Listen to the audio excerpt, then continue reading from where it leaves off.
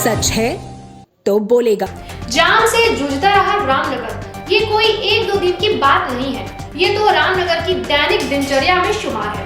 सामने घाट और रामनगर का पुल बनकर तैयार हो चुका है, लेकिन फिर भी रामनगर को जाम से निजात नहीं मिल पा रहा है। मजाल क्या है कि सुबह के 9 बजे से लेकर 11 बजे तक रामनगर का चौराहा खाली मिल जाए। शायद इसी का नाम बनारस है, क्योंकि चाहे स्कूल हो या फिर ऑफिस का समय क्यों ना हो, जाम तो हमेशा ही लगा रहता है। यहाँ चौराहे पर बने पुलिस बूथ में ट्रैफिक पुलिस हो या फिर थाने की पुलिस, अक्सर ये लोग मोबाइल में वीडियो देखते हुए मिल जाएंगे या फिर ड्यूटी के समय में ही किसी से मोबाइल पर बात करते हुए दिख जाएंगे। मात्र होमगार्ड के भरोसे रहने वाला रामनगर का चौराहा कैसे वाहनों के मकर जाल से निजात पा सकता है? ये चौराहे पे रोज जाम लगता है।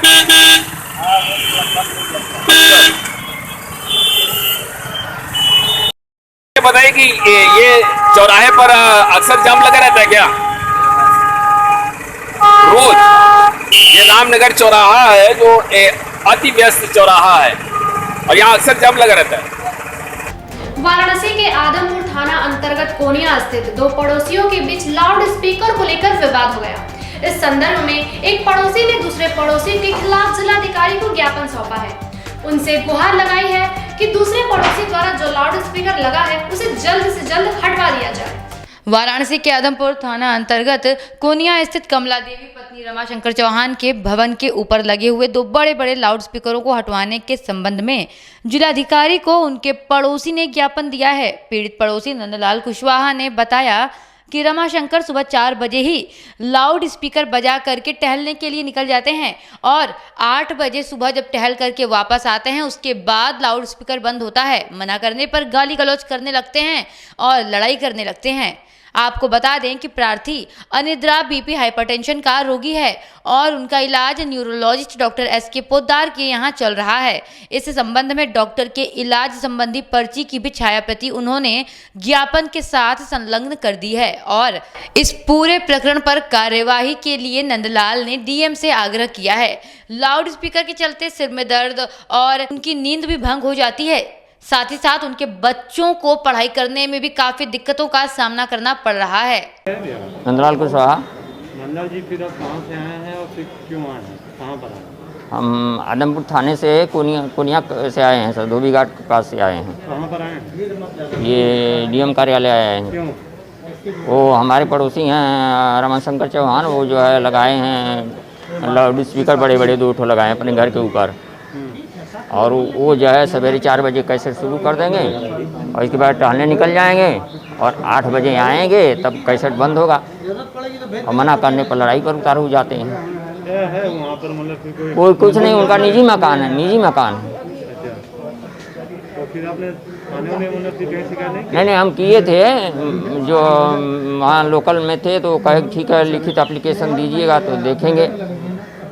तो पता चला कि नहीं, यहाँ से कुछ नहीं होगा, आप जो है डीएम साहब क्या लिखिए। और बाद में पेपर में आया, फिर आश्वासन मतलब क्या देंगे? इन्होंने कहा है कि हटवा देंगे। अब देखिए क्या होता है सर। कब से मामला चल रहा है? मामला का वो तो काफ़ी समय से लगाए हैं, 10-12 साल से लगाए हैं, लेकिन तक हट नहीं पाया। अब कुछ नहीं हट पाया है। कितनी बार एप्लीकेशन दिया? एप्लीकेशन हमने तो दूसरी बार दिया है, साहब से आज मिले हुए हैं केवल। अच्छा। फूलपुर के रहने वाले बुद्धू ने बैंक के ऊपर धोखाधड़ी करने का आरोप लगाते हुए जिलाधिकारी को दिया ज्ञापन। फूलपुर के रहने वाले बुद्धू प्रजापति ने बैंक ऑफ इंडिया के कर्मचारियों के ऊपर आरोप लगाते हुए पासबुक प्रिंट न करने और पैसा हड़पने के संदर्भ में जिलाधिकारी को ज्ञापन दिया है। पीड़ित बुद्धू ने कहा है कि 10,400 रुपए मैंने जमा किया था। उसके बाद जब मैंने बोला कि मेरे खाते पर चढ़ा दीजिए तो बैंक कर्मचारियों के द्वारा बोला गया कि मशीन पर चढ़ गया है, समझ लीजिए आपका पैसा आपके खाते में है, लेकिन प्रिंटर खराब होने के कारण प्रिंट नहीं हो पाएगा। ग्राम प्रधान के द्वारा भी इस मामले में उनकी कोई भी मदद नहीं की जा रही है और थाने पर भी उनकी कोई सुनवाई नहीं हो रही है। इसीलिए उन्होंने अंत में हार करके जिलाधिकारी को ज्ञापन सौंपा है और अपने मदद की गुहार लगाई है। मेरा बुद्धू प्रजापति नाम है सर। बुद्धू जी, फिर आज आप कहाँ पर आए हैं और क्यों आए हैं? इस समय आए हैं, डीएम साहब के ऑफिस में आए हैं। क्यों आए हैं? हमारा पैसा जो है बैंक वाला ने पैसा को खाते पे चढ़ाया नहीं है। कौन सा बैंक है? Bank of India. कहाँ पर है? ये फूलपुर में है। जो कि मैं पैसा 10,400 पहले में जमा किया, तो मैं कहा कि मेरे खाते पर चढ़ा दीजिए, तो उसने बोला क्या कि मशीन में चढ़ गया, पासबुक का मशीन बिगड़ा हुआ है, तो अब चला जाए। तो मैं उससे बोला कि मेरा अगर पर्ची खो जाए तो क्या, पर्ची खो जाए तो क्या मशीन में पैसा आपका चढ़ गया। इसके बाद बाबू मैं 5,000 रुपये जमा किया, तो 5,000 जमा करने के बाद बोला हमारे पासबुक चढ़ा दीजिए, बोला मशीन बिगड़ा हुआ है पासबुक का और मशीन में चढ़ गया है, वो भी मेरा नहीं पैसा चढ़ाया। फिर मैं 3,000 रुपये जमा किया, ऊपर भी जाके बोला कि भैया हमारा खाता चढ़ा दीजिए, मैं मुझे धक्का मार कर कितना है?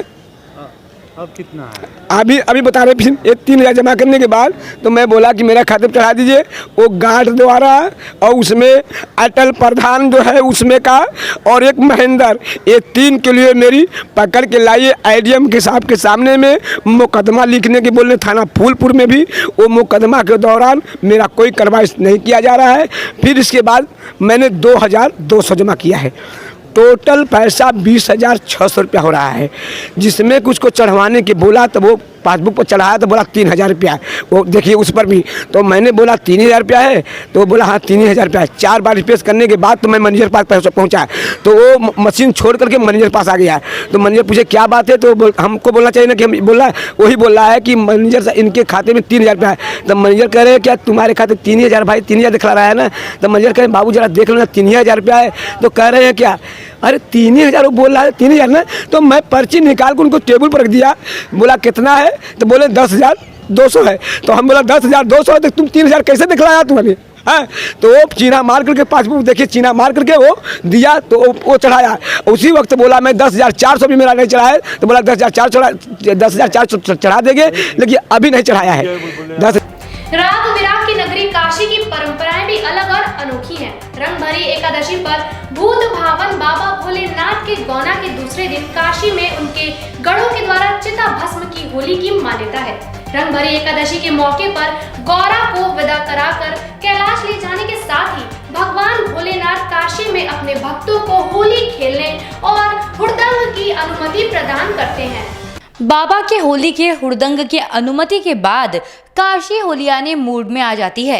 इस बार शुक्रवार को महाशमशान पर चिता भस्म की होली दोपहर में खेली गई, मगर उससे पहले सुबह से ही बाबा मशाननाथ की विधि विधान पूर्वक पूजा का दौर शुरू हो चुका था।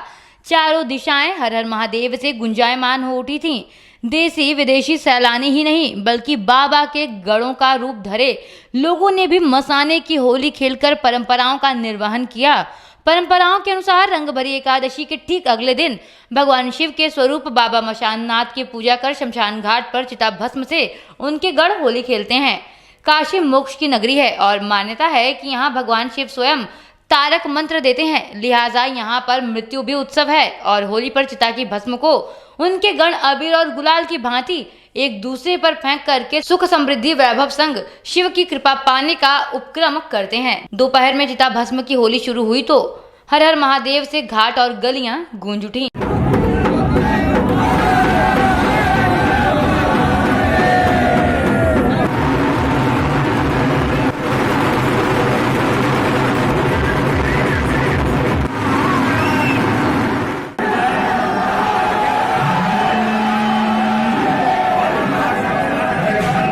पर्ची दे देगा। जय माता दी, हर हर महादेव। मैं बाबा विश्वनाथ का भक्त, बाबा मशाननाथ का भक्त पुनीत पागल। ये शोभा यात्रा कब से निकलती है बाबा का, ये जो आज भक्त है? ये शोभा यात्रा नहीं, ये रंग भरी एकादशी के द्वादशी के दिन हम लोग बाबा का होली मिलन करते हैं। कल बाबा का गौना हुआ है, आज महाशमशान की होली खेली जा रही है। बाबा का खस्मों के संग, राखों के संग, गुलाल के संग, अबीर के संग बाबा की होली हम लोग खेल रहे हैं। ये लगभग कितनी पुरानी परंपरा है? ये जब से काशी का निर्माण हुआ तब से ये परंपरा चल रही है। आज किस तरह का जश्न मनाया गया मशाननाथ पर? ये जश्न नहीं, ये चिता भस्म की होली है जो रंगभरी एकादशी के दूसरे दिन माता पार्वती का गौना रुका रहता है, उसकी खुशी में मनाया जाता है, जो कि हमारे काल से परंपरा चली आ रही है। उत्तर प्रदेश के मऊ जनपद के विश्व हिंदू महासंघ के जिला प्रभारी राहुल शुक्ल के पिछले दिनों अंगरक्षकों के हथियार को कोतवाली में जमा करा दिए जाने को लेकर विश्व हिंदू महासंघ के जिला प्रभारी राहुल शुक्ल ने एक पत्रकार वार्ता का आयोजन कर बताया कि ऐसा करना उनकी सुरक्षा में सेंधमारी करने जैसा है। प्रेस वार्ता के दौरान विश्व हिंदू महासंघ के जिला प्रभारी ने कहा कि वाराणसी के सीओ LIU एवं सारनाथ के थाना प्रभारी ने जांच के बाद मेरी जान को खतरा बताया था, लेकिन SSP वाराणसी ने हवाला दिया था कि सबको सुरक्षा नहीं दी जा सकती है, इसीलिए वे अपनी सुरक्षा का इंतजाम प्राइवेट सुरक्षा कर्मियों के माध्यम से कर लें। विश्व हिंदू महासंघ के जिला प्रभारी राहुल शुक्ल ने ये बातें उत्तर प्रदेश की योगी सरकार के 4 साल बेमिसाल के मौके पर पत्रकार वार्ता के दौरान मीडिया से कही। इसके साथ ही राहुल शुक्ल ने प्रदेश सरकार के 4 साल के कार्यकाल को ऐतिहासिक बताया। अब देखिए, गुंडा, लुच्चा, टुच्चा, चोर, लफंगा, बदमाश, कतली, सबको सुरक्षा दी जाती है। मैंने आज से 2 साल पहले वाराणसी के SSP जो अनंत मणि जी थे उनसे कहा मैंने सुरक्षा के लिए, तो उन्होंने मुझसे कहा था कि सरकारी सुरक्षा सबको संभव नहीं है, जबकि मेरी सुरक्षा के मामले में CO LIU वाराणसी और इंस्पेक्टर सारनाथ ने जांच किया था। विश्व हिंदू महासंघ पूरी दुनिया का पहला एकमात्र संघ है जो हमेशा ISI के रडार पे रहता है। कब मेरी गाड़ी पर बम फेंक दिया जाए, कब मेरे ऊपर जानलेवा हमला हो जाए, कब कहाँ मुझे गोली मार दी जाए, इस बात का कोई भरोसा नहीं है, क्योंकि प्रशासन ने मेरे सुरक्षा कर्मियों का किस तथा कथित कारणों से जो हथियार जमा कराया है, जो भी कोतवाली में जमा है, वो सिर्फ मेरी सुरक्षा में सेंध मारने का कार्य हुआ है। और मैं बताना चाहता हूं, अगर मेरी हत्या कुछ होती है तो जिन लोगों ने प्रशासन को मजबूर किया है मेरे सुरक्षा कर्मियों के हथियार जमा करने के लिए, सारी जिम्मेवारी उनकी होगी।